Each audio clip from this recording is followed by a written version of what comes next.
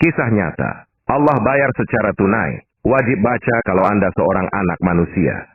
Satu hari saya pergi ke satu rumah panti jompo. Seorang sahabat meminta bantuan agar saya dapat menyalurkan bantuan kepada orang miskin. Saya belikan kain sarung, beli roti, dan lain-lain. Saya pun pergi ke panti jompo yang saya kenal, tak usah saya sebut namanya. Saat sampai kendaraan kami di perkarangan panti jompo tersebut, tiba-tiba ada seorang ibu tua berlari dari asrama panti, mendekati saya. Ye, anak aku datang, senangnya anak aku datang. Saya tak mengenal beliau siapa. Ibu itu memeluk saya, dia cium saya. Orang tua itu berkata, "Nak, kenapa tinggalkan ibu di sini, nak? Ibu mau pulang. Ibu rindu rumah kita." Saya waktu itu hampir tak bisa berkata-kata. Ya Allah, saya coba mengucapkan kata. "Bu." Saya pegang tangannya. Saya lihat mukanya. Dia bilang, "Sampai hati, nak. Kau tak mengaku aku nih ibu kau." Bisa saya bayangkan bagaimana perasaan beliau begitu rindu pada anaknya. Saya coba berpura-pura seolah-olah saya anaknya. Saya berkata, "Bu, maafkan saya ya." Saya pegang tangannya. Saya ajak duduk atas kursi. Saya ambil roti dan saya suapkan ke mulutnya. Tak terasa menetes air mata di pipi. Mencoba bayangkan hati seorang ibu yang rindu kepada anaknya. Bila kita anaknya mengambilkan sepotong roti, kita suapkan ke mulutnya. Bagaimana perasaan beliau? Bagaimana perasaan kita? Saya coba usap air matanya yang meleleh di pipi. Dia pegang tangan saya. Subhanallah. Saya bisa merasakan bagaimana perasaan beliau yang begitu rindu kepada anaknya. Saat saya hendak pulang, dia pegang kaki saya sambil berkata, "Nak, jangan tinggalkan ibu, nak. Ibu mau balik, ibu mau pulang." Akhirnya saya minta izin dengan pihak pengawas panti di situ. Melihat data beliau, ternyata anaknya ada 5 orang. Yang paling besar bergelar Tan Sri. Orangnya memang kaya, punya nama besar dan hebat orangnya.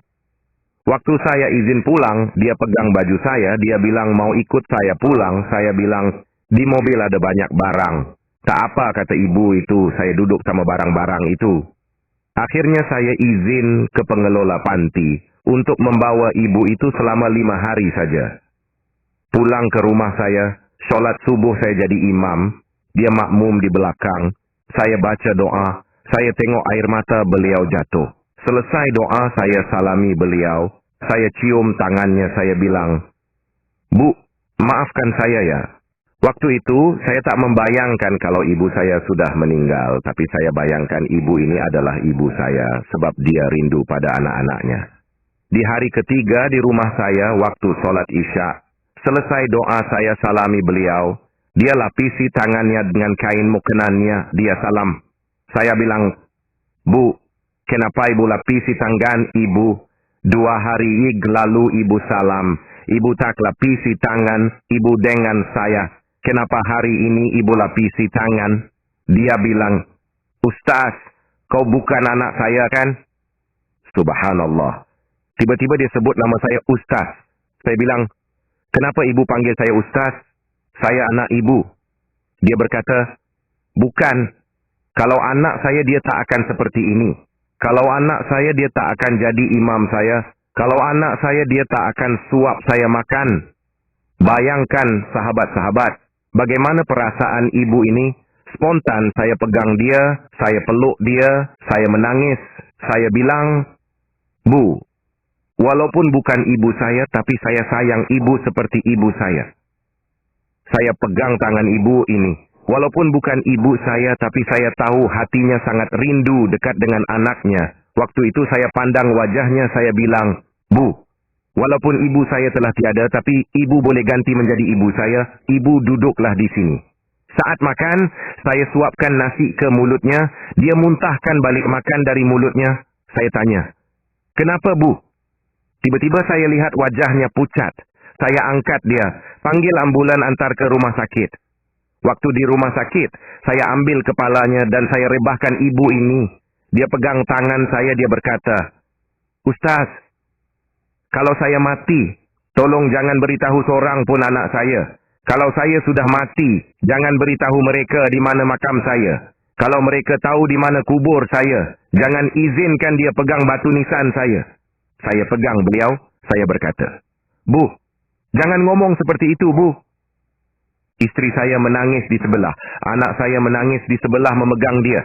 Kami pegang dia. Bu, jangan ngomong seperti itu, Bu.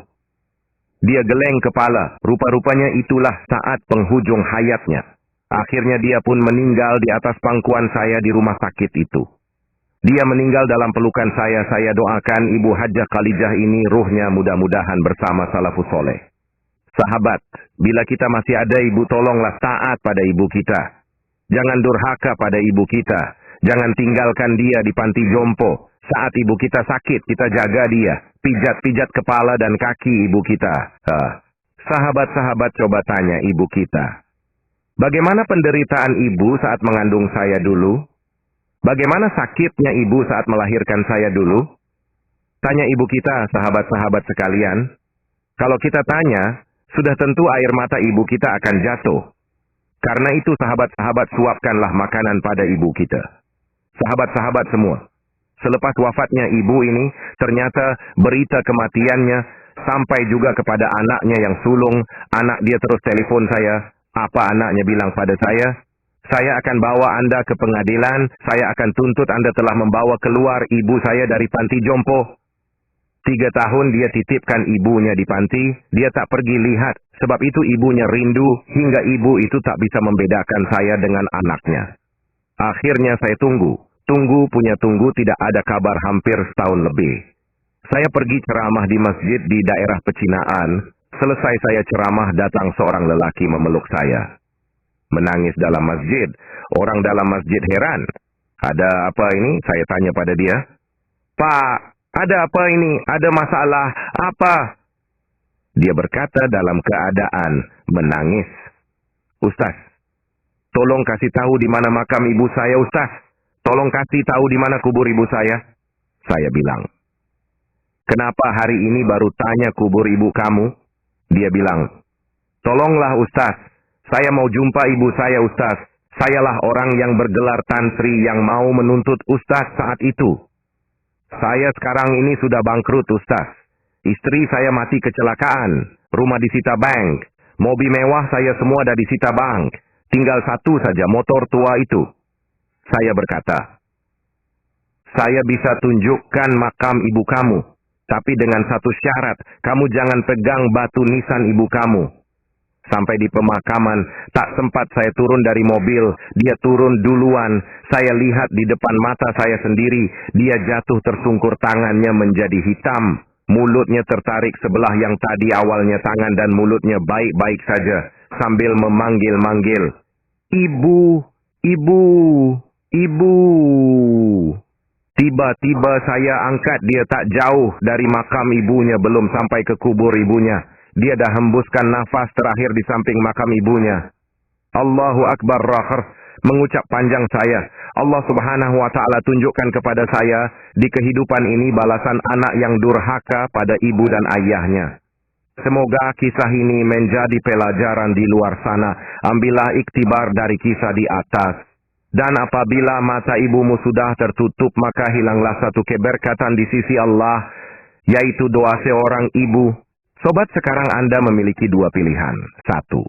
Membiarkan sedikit pengetahuan ini cuma hanya Anda ditonton di sini. Atau 2. Membagikan pengetahuan ini ke semua teman YouTube-mu, ke semua teman kontakmu. Insya Allah bermanfaat dan akan menjadi pahala bagimu. Amin. Silahkan di-share. Ya, semoga yang share dan subscribe channel Cerita Productions ini ditambahkan rezekinya oleh Allah Subhanahu wa Ta'ala dan diangkat penyakitnya. Amin. Dipanjangkan umurnya. Semoga yang berkomentar, amin, dijauhkan dari segala penyakit, diberi sehat walafiat, rezekinya melimpah ruah dan keluarganya bahagia dan bisa masuk surga melalui pintu mana saja. Amin ya rabbal alamin. Semoga bermanfaat.